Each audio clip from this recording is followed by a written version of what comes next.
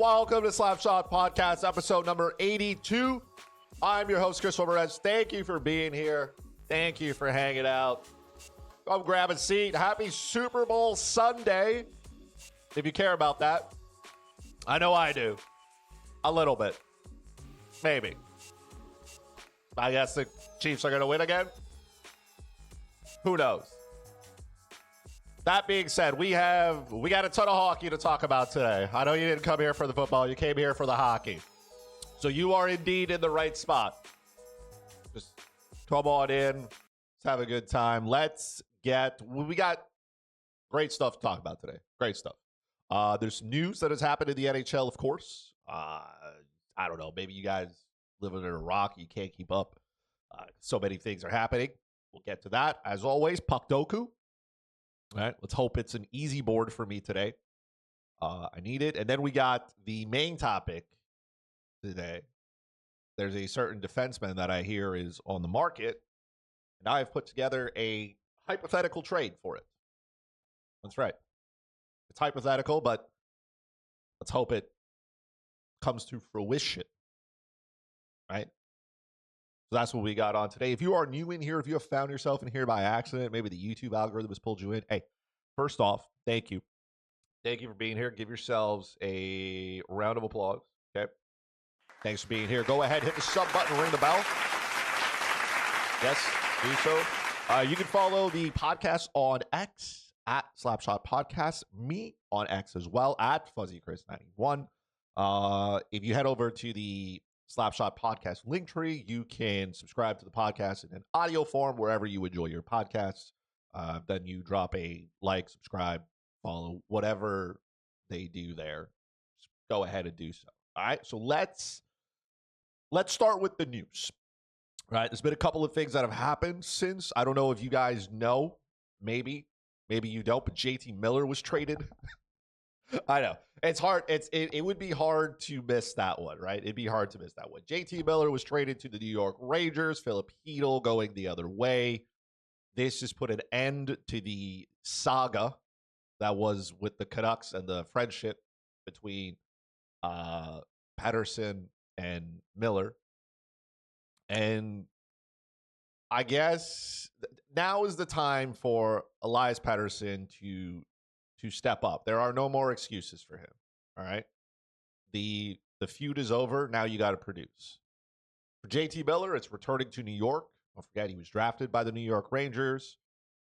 He is, say what you want about him, but he is a good player, right?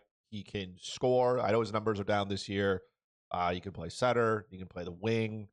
He is physical. He can get under your skin, both on your team and the opponents. So that's good there. Good for the Rangers for working that out. Now we got to see if the Canucks are a better team for it. The Canucks weren't done, though. They went out, traded a first-round pick for Marcus Pettersson, and then proceeded to sign him to a 6-year, $5.5 million per season. So if you're trying to keep track, there are now 3 Petterssons on the Vancouver Canucks, 2 of which have the same name. So that is an absolute nightmare. You have Elias Pettersson, you have Elias Pettersson, and you have Marcus Pettersson. That's a lot of Petterssons. I'm pretty sure that's tic-tac-toe there. Marcus Pettersson, I will say this, extremely underrated. And he is good defensively. He's not going to blow you away offensively, and that's fine, right? There are defensemen who will score goals, push the play up the ice. Marcus Pettersson is there to defend. That's never a bad thing, okay? He maybe got lost in Pittsburgh behind guys like Letang, behind guys like Carlson, but this is a good deal for the Vancouver Canucks. So you already have Quinn Hughes, elite as can be. Philip Hronek has been very good since coming over from Detroit, and now you add Marcus Pettersson. You still have Tyler Myers who's there, who I know he's not the player he once was, but he can still play. That's a pretty solid top 4. And a healthy Thatcher Demko, the back end of your team is good. Now we got to see if the Canucks can find the back of the net and if they can win games and be a team to compete for the Stanley Cup. Here's what I will say. They have pieces in place. If Elias Pettersson I'm just gonna call him EP40 because that's his number's 40. If EP40 can be the player that everyone thinks he is, and that the Canucks signed him to that deal, then the Canucks are going to be just fine. You have an elite player up front. You have an elite player on the blue line. I'm going to throw Thatcher Demko into the elite conversation for goaltending. He is an above average goalie. I would say he's top 7 in the NHL when healthy. So the Canucks have all the pieces there. Now it just has to work. Okay, that is what it is. Sticking with stuff that is, I don't know, kind of awesome. Montreal Canadiens fans, remember Caden Primo? Remember the guy we sent to Laval and who didn't play until Jakub Dobich came up? Caden Primo is, I think he's 10-0-0 since being demoted to the AHL. He was AHL goalie of the month for January. It's crazy how a little bit of confidence can go a long way. Because in the NHL, he looked like he couldn't stop anything. And then he goes to Laval, and it looks like he will never, they'll never lose again. Now, I will say this. The Laval Rocket are a very, very good hockey team. So it helps when you play on a good team. I will say that. But for him to be, here's the thing. There's probably a healthy medium in the middle between being absolutely terrible in the NHL and, the eliteness that he is showing in the AHL. He probably falls into the middle of it. But confidence for an NHL player is key. And I do believe that Caden Primo is an NHL goalie. Will he be a superstar? I don't know. But it's still early to give up on a goalie. Goalies take much longer to develop. He's gone down. He's having fun. He's playing well. It's a vibe. So, good for him. Less good news here. Ryan Hartman was suspended 10 games for trying to pile drive Tim Stutzel's head through the ice with his elbow. I believe he has decided to appeal that, which won't change anything for the suspension. He's probably going to miss the 10 games anyways. But it's more about player pay at that point. Now, some people are saying, hey, that is quite harsh. Maybe you don't know who Ryan Hartman is, which is fair. But Ryan Hartman is a repeat offender, and you cannot pile drive guys' head into the ice. So 10 was quite like my eyebrows went up when I saw it, but I think that's a good message to send. Ryan Hartman is not elite by any means. So you could send him a message and be like, hey, we're not going to tolerate this. You cannot try to take a player's head and push it through the ice. I feel like that's an easy one. So a rare W for the Department of Player Safety. That's new. Sticking with stuff that is not good. So Sidney Crosby, Quinn Hughes, they are both questionable for the Four Nations. So let's start with Quinn Hughes. Quinn Hughes, the Vancouver Canucks played on Saturday, and he did not suit up. And the word on the street is it's an oblique injury. If you're looking for your oblique, it's the muscle on the side of your body. That's an oblique. And when you strain it, it hurts because you can't really move your body. So I will say this as a Team Canada fan: if Quinn Hughes doesn't go to the Four Nations, I'm not crying. You know what I mean? But I do see this on the side for Quinn Hughes where he's like, hey man, I really want to go, especially when his brother Jack is going to be there. I don't know if he's going to go because it doesn't look like he's close, and rosters have to be finalized by 5 p.m. on Monday. So the clock is ticking. It's the same story here as well for Sidney Crosby. He did not play in Pittsburgh's final game on Saturday either. Crosby has been skating. He's been shooting. I don't know if this is more of the Pittsburgh Penguins just saying, hey, man, like the Penguins are not in a spot to compete for the playoffs, so there's no reason to run him out there. If you looked at the Pittsburgh Penguins roster on Saturday, like Saturday night. When did they play? I think it was, I don't know if they played back to back, but they played, I think it was Thursday. And I looked at their roster. I was like, wow, this is an AHL lineup. And then they played Saturday, and that lineup got worse. And I was like, I didn't think that was possible. But here we are. For Sid, I believe, and I'm not trying to be a homer here, I believe there's a better chance that Sidney Crosby goes to the Four Nations than Quinn Hughes. Crosby has been skating. He's been practicing. He's been shooting. He's dealing with an upper body injury. That's the understanding. Now, how much does it limit him? Crosby's no spring chicken. This might be the last time he gets to represent his country. And he is also the captain of this team. So we'll see. But I believe that Crosby will go. The Pittsburgh Penguins has said that he will make that decision. He has earned the right to decide if he wants to go or not. The team's not going to try to influence him either way. If he does not go, Mark Scheifele has been told to, stay on notice. So if Scheifele was hoping to escape winter, head down south for a couple of days on the beaches of Cabo, I hope his tickets are refundable. And Mark Scheifele has been fantastic, by the way. He has been great. So I'm not saying he's better than Crosby. Statistically, this season, maybe. But Mark Scheifele better, I don't know, man. It would be great to see Mark Scheifele go just because of how good he's been this season. But, man, this is Sid's spot unless he says, hey, I can't. Sticking with injuries for the Four Nations here, of course, Miro Heiskanen had knee surgery. He is not going to play for Finland at the Four Nations. He is not going to play for the Dallas Stars, I believe, again this season. Quite unfortunate injury for him. Quite unfortunate, by the way, for Team Finland here. I don't want to set them ablaze here, but I don't think Team Finland wins a single game at the Four Nations. This roster is not.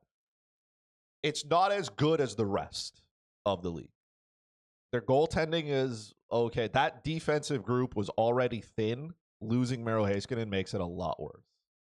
Offensively, there's good players. There's good two-way players, okay? Mikko Rantanen as well. He didn't play in Carolina's game on Saturday. It doesn't sound like it's anything bad. Blocked a shot, so he's expected to go. But I'm not going to take anything away from Alexander Barkov and, Sebastian Aho. Those are great players. I would want them on my team. They're great two-way players, right? But they're gonna spend most of their time defending. And when you defend a lot, sometimes you're still gonna get scored on. I don't think they have the offensive push to score enough goals to win enough games. Like if they fall behind 2-0, like we're done. And the longer games are tied between Finland and the rest of the countries, then the better it plays for them. But it is what it is, right? I'm not, again, I want Team Finland to do well, of course, but I just don't think they're at the level that they need to be.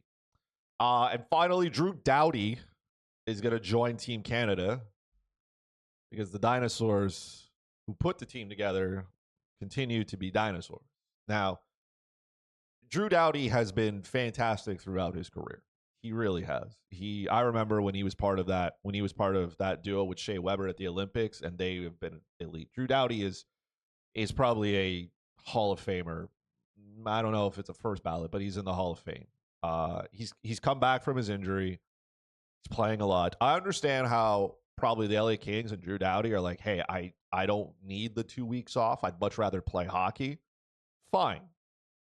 But he is not better than some of the players who I think should be going right ahead of him. So like Mackenzie Weegar would be one of them, right? So don't forget, Drew Doughty's replacing Alex Pietrangelo, who I didn't think should be there in the first place. So you had an opportunity to better your team, and you didn't. I know people want to dunk on Evan Bouchard and defensively how he plays. And look, I get it. But Evan Bouchard, he's got a cannon. And you still got to score goals. And you can shelter him with other players on that team that are very, very good. So good for Drew Doughty, I guess. But You had an opportunity to upgrade your defense when Alex Pietrangelo was like, hey, I'm not going to go. And instead, we went out and got an older version of Alex Pietrangelo. So, yeah, that's fun. There you go. Again, future Hall of Famer, man. He's not better than Mackenzie Weegar today. He's not better than Evan Bouchard today. Those are some options that could have been there. Didn't happen. All right. That is the news. Let's go to... Let me open this here. We're going to do Puckdoku today, of course. We got a lot of good stuff here. Let's see if I can... I'm just opening this here. Okay. Let's move this here. There we go. If you are new here, you have never seen Puckdoku before, don't worry. I'll help you. So we got to find a player that's played on both these teams at some point. And I got to find a player who has now played in the cage. Oh, fantastic. I love it. Man, I don't know enough about the KHL. This is gonna be tough, by the way. All right, let's cook with the ones that I know. Chicago. Let's start off Chicago and Winnipeg here. I'm gonna put Big D Dustin Byfuglien, my man. There we go. That was gonna be a popular one, wasn't it? Yeah, that was good. That one was really good. Ottawa. Chicago. I don't know why this guy came to mind. Artem Anisimov. I looked at Ottawa, I looked at Chicago, and Artem Anisimov came to mind. I can't explain why. Let's see here. Chicago, Philadelphia. Man. Rip. Ray Emery, man. Rest in peace. What an absolute teamer that guy was. Absolute teamer. Let's see here. Sharks and Senators. Cody Ceci. 2%, but it counts. It counts. But definitely counts. Let's do the ones I know here, okay? Let's do Philadelphia and the KHL.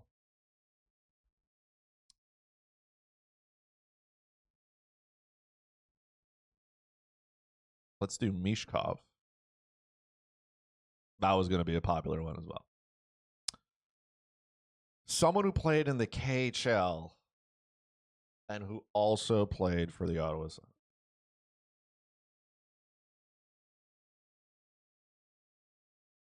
I'm trying to think if Alexei Yashin at any point played in the KHL. I feel like that was a long time ago. So it was like, was the KHL even a thing there? Also, fan of Puckdoku here. Did Derek Brassard play there? that's just my wild card when I'm not sure. I'm like, did Derek Brassard play there? What's his? Oh,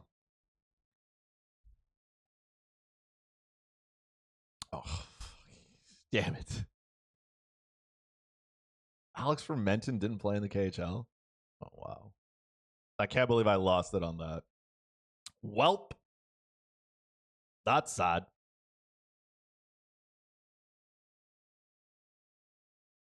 I guess I'm not getting a perfect Puckdoku to start February. That's a rip. Okay. Well, I can still get a good board here. Winnipeg and San Jose.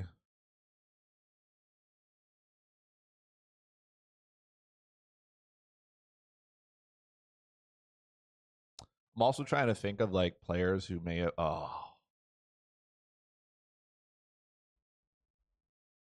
Danny Heatley? Yeah, that one counts. Because Danny Heatley, I first of all, shout out to Adam Bernard, right? My Total Hockey Now co-host. He was the one who brought it to my attention that, right? So the Winnipeg Jets moved from Atlanta. So all the Atlanta stats as well count. So Danny Heatley never played in Winnipeg, but he did play for Atlanta. He did play for the Sharks too. That I know. I had to go back there. 10% too, by the way. Quite high up there. All right. Sharks and Flyers. Sharks and Flyers.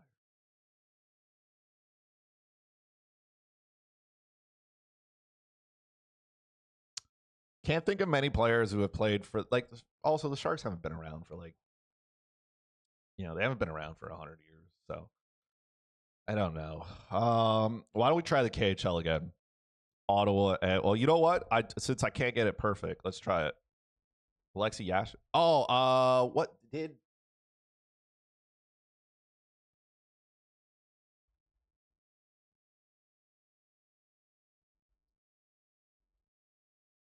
Alexei Kovalev?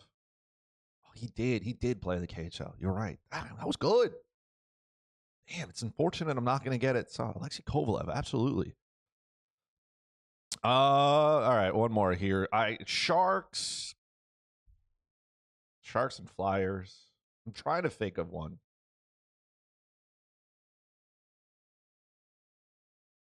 I'm trying to think of a goalie. You know what I mean?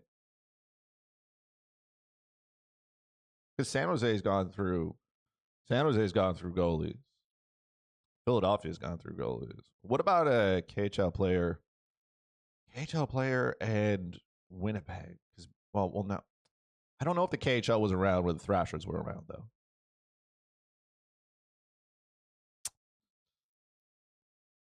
I'm also trying to think of, like, Russian-born players. But I can't. San Jose, Philadelphia. I wish I was better at this. San Jose, Philadelphia.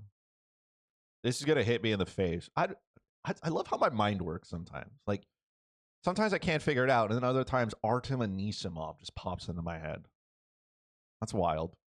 I got to start following. I got to start following more of the KHL. That's what I've learned.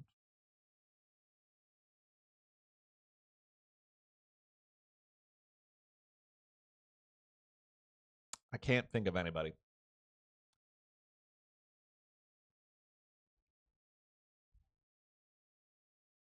That was wrong. All right. Well, view stats. We got 7 out of 9.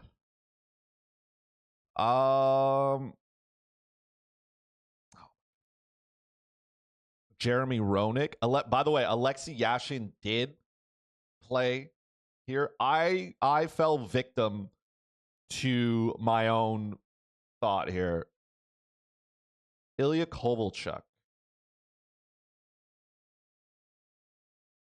48%. That makes sense. Ilya Kovalchuk did play for the Atlanta Thrashers, which would have counted, and I didn't get it. Which one was this here? Jeremy Roenick. Yeah, that makes sense. Jeremy Roenick played in San Jose. That must have been a tail end of his career. Erik Karlsson, obviously. That would have been. All right. Well, it wasn't terrible, but it could have been better. Okay. Well, we tried, Sam. We tried. All right. Let's start cooking here. Okay. We're going to start cooking. So the rumor mill has it that the New York Islanders are in the market to move Noah Dobson. Now, if you know me, I'm a big fan of Noah Dobson. From a fantasy perspective, of course, but also because he is a good hockey player. He's a good defenseman straddled to an absolutely miserable team. Now, here's the part that I enjoy. The New York Islanders are in the hunt for a playoff spot. I know. As a matter of fact, they are 8-2 in their last 10 games. Now, I could care less about the New York Islanders. I can't believe that they're good because I look at this team and they look miserable. Okay. So Noah Dobson is hurt right now, but that doesn't change much.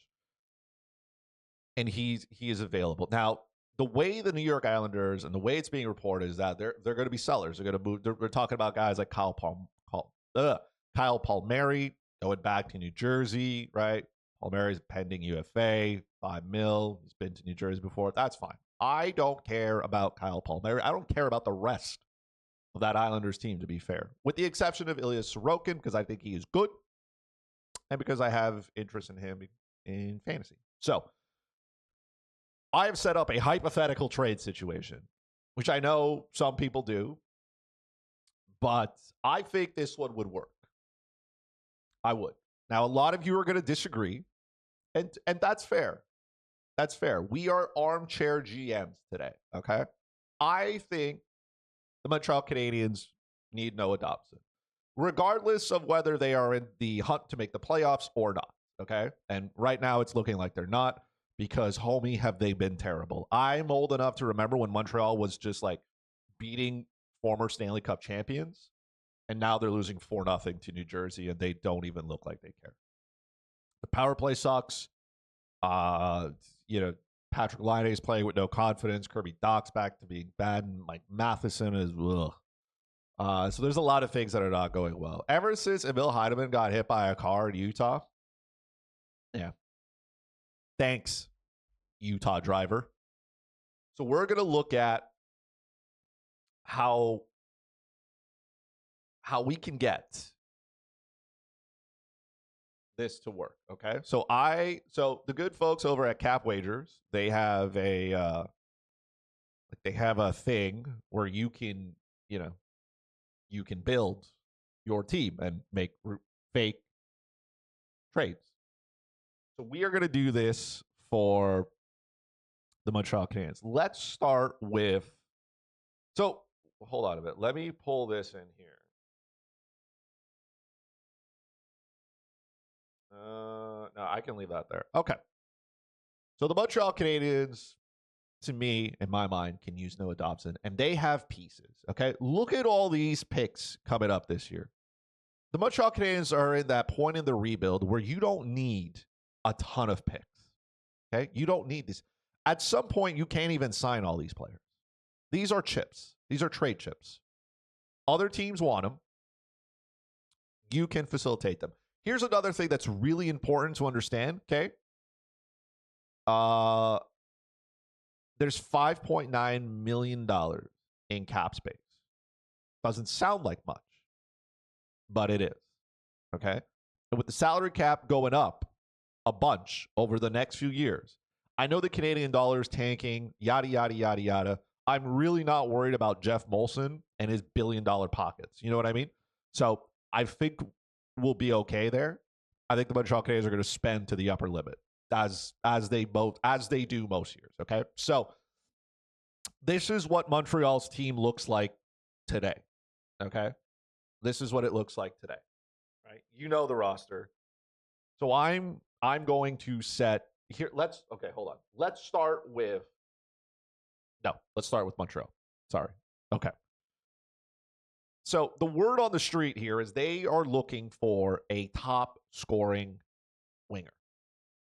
Guess what? We have one. No, not that one. No, not that one. I know some of you have been thinking, there's two players that ran through your head right now, and it's both not them. If you pick this player as to one of them, congratulations. That player is Patrick Laine. Okay?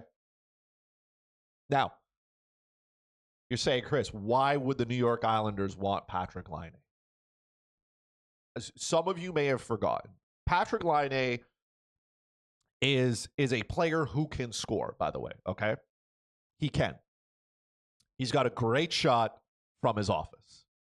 There's no question about that. You and I both know that's true. Has he gone cold? Yes. But there are lots of goal scorers who just, it's their Katy Perry song. It's hot, cold, yes, no. Patrick Laine is one of those players. But on the surface, he can score goals. He can score on the power play, which the New York Islanders are no good at. So there are lots of reasons why. And again, we can't make this isn't NHL 25, okay? You must trade talent in order to get talent, okay? You have to. So I'm trying to put together a package here where Lou Lamoriello might at least not hang up the phone within 3 seconds, okay? So to me, it's Patrick Laine. So look at this. We can do trade. We are trading him to the Islanders, okay? So there we go. Now, the New York Islanders, I'm going to pull them in for a minute here, okay? Here's the problem with the New York Islanders. They only have $2.27 million in cap space. So they can't afford all of Patrick Laine, which is fair. They can't do that, right? So, but the good news is we can be creative because the salary cap is not a reason to not be able to make a trade. The Vegas Golden Knights have proven that the salary cap is a fugazi. It doesn't exist. You just gotta be creative. Okay, you just gotta be creative. So here's what we're gonna do. Okay, I'm gonna move them back here now. So we are going to retain 60% of his salary. Okay. Now, Laine has this year on the books. He has next year. Now, you're saying, Chris, why would I want to retain 60% of a salary for another year? Okay. Don't worry. I've thought this through, okay? This is Montreal Canadiens cap situation as of today, okay? Like I said, they got $5.9 million in cap space. So you got this year and next year, $8.7 million. Patrick Laine is not going to make $8.7 million again. That's fair. Patrick Laine, by the way, is also 26. I know some of you think he's older because of the male pattern baldness that's coming on. He's 1 year older than Nick Suzuki. So, also, if we scroll down here a little bit, the Montreal Canadiens have 2 players currently on the retained salary, which is Jeff Petrie and Jake Allen. Okay. That's $4.26 million that comes off the books next season. Now, I know we're retaining more than that, but it doesn't hurt as much, right? It's kind of like balancing out. On one end, yes, you got to retain money, but on the other end, you're getting some money back that's going to allow you to do that. So I'm okay with doing it. It's not super long either, right? The Montreal Canadiens, right, per league rules, you can only retain salary on 3 players. And the Montreal Canadiens have no choice to retain money here unless you outsource it to somebody else, right? You can outsource it to, I don't know, another team that's got a spot, eat some money, and say, here, facilitate it in a 3-team deal. But let's keep this simple because I don't have any of the GM's phone numbers. So we're just going to work with Lou today, who I also don't have a phone number for. I don't know if he'd answer to. I'm growing a beard. I don't think he would like that. But that's where we are now. So, are we good till there? We good? Perfect. So now that we've established that, we're also going to give them Calgary's first-round pick. Okay? That's a trade chip. We don't need it. We don't need it. We don't need it. Okay? If they're like, hey, we're retaining money, and I'll still give you a first-round pick. Now, I also have to, so for the Islanders side here, we're going to take Dobson, okay? Dobson is making $4 million this year. He is a pending RFA, I think. Maybe.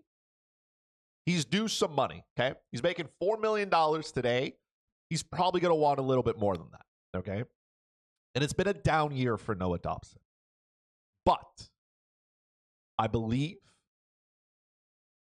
that it is good. Now, you're saying, Chris, we could stop here. And you're like, you're right, we could. But I really want Noah Dobson, okay? I really do. And maybe Lou doesn't necessarily bite here. Okay. So I'm gonna make it interesting because now you're taking a defenseman from him. So we got to give him one. I'm gonna send over Logan Mailloux as well. Okay. So the deal is Patrick Laine and Logan Mailloux. We retain 60% of Mailloux's, of Laine's contract. You send him Calgary's first round pick. And look, maybe the Islanders throw in a pick here as well. Why don't we take like I don't know. Let's take a 2026 fourth round pick. Let's just say Lou's feeling good. He threw it in there. It's like, hey, okay.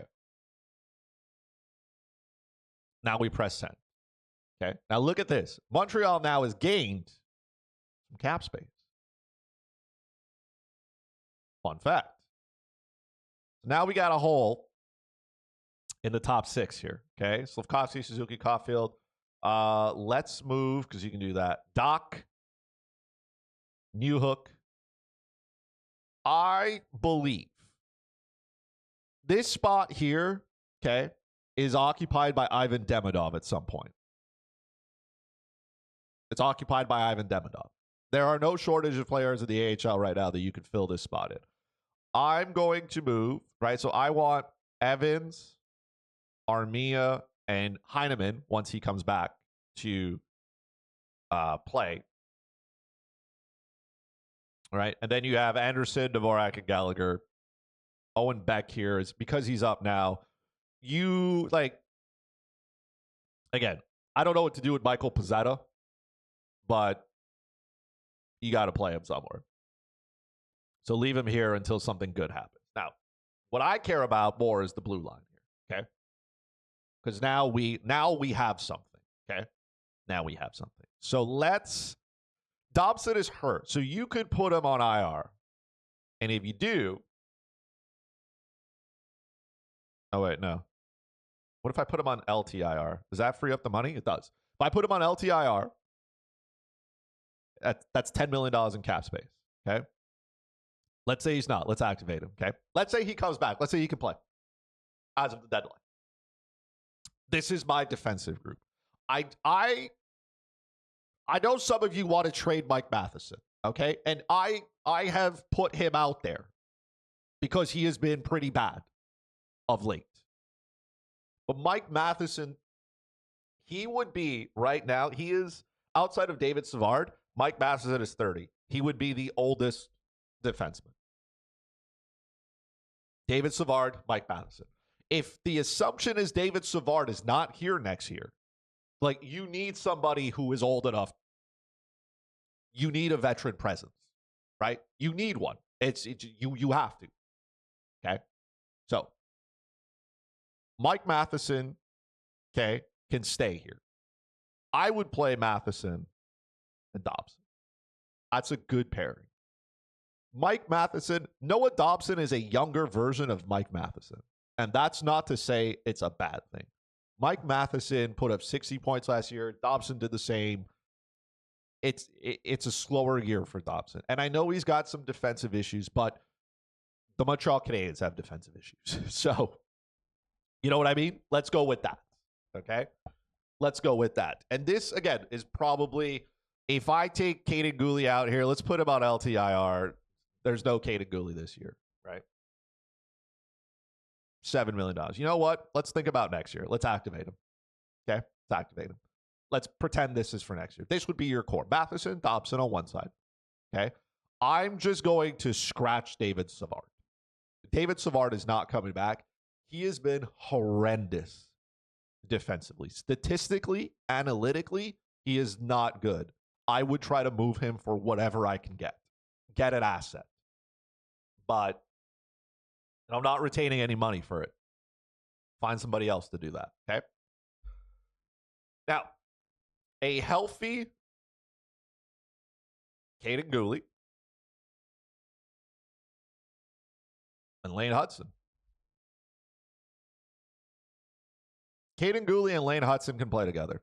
I know you want Caden Gooley to play against the opposing team's best player. And if that's the case, you can do that. You can put Lane Hudson here and then play, Matheson and Gooley and have those guys go out there and play a ton. It doesn't matter what the combination is. Doesn't matter. I just think Lane Hudson and Noah Dobson together is good. And then your third pairing, Arbor Xhekaj, Alexander Carrier. Look, Carrier is a top 4 defenseman. But if you have him there to play with Xhekaj's been pretty good. He's come in, he's solidified, he's played a lot better. He deserves it. And then Jaden Struebel's your 7th defenseman. This is a good defense core when healthy. Okay? There is a spot there for Noah Dobson. There is. Look, it's not that I don't like Logan Mailloux. He is an offensive defenseman, and we know that. And if he turns out to be Evan Bouchard, that's not a bad thing. I get that his defensive game needs work. That's fine. That'll come with reps in the NHL and learning. Okay? I also want you guys to know on this list, we have not put David Reinbacher anywhere. That's another piece. Okay? I'm just saying. So, if let's say you didn't have Dobson, then you got Reinbacher and I don't have David Savard into this combination either. Right? So David Savard, we've already established, is gone. David Reinbacher needs a spot here. You could play him with Alexander Carrier. And then that makes Arbor Xhekaj the 7th defenseman. I feel like Xhekaj has earned the right today to find a regular position. There's space for him. And then you can figure out what you want to do afterwards. If you want to move Mike Matheson or create more space on the blue line, going out to get another, Montreal's got holes up front, so maybe getting another forward would help here. But for now, if that was my group, Hudson, Dobson, Matheson, Gooley, Xhekaj, and Carrier, it's pretty good. You got defensemen who can move the puck. You need them. Noah Dobson can move the puck. Dobson, Hudson, and Mike Matheson can move the puck. Gooley, Carrier, and Xhekaj can defend. And then in goal, at one point, this is Jacob Fowler's spot. Sam Montembeault he's not the future, man. That was a tough outing against New Jersey. It's not his fault, but he didn't look fantastic. Jakub Dobeš has come back down to earth because the Montreal Canadiens have come back down to earth. And by moving Patrick Laine, okay, you also allow our boy Cole Caulfield to return to his spot on the power play. Caulfield is good enough to play other spots, right? But I want him in a shooting position. You can play him in the bumper, fine. But I want him clapping bombs from the left top. That's just what I want.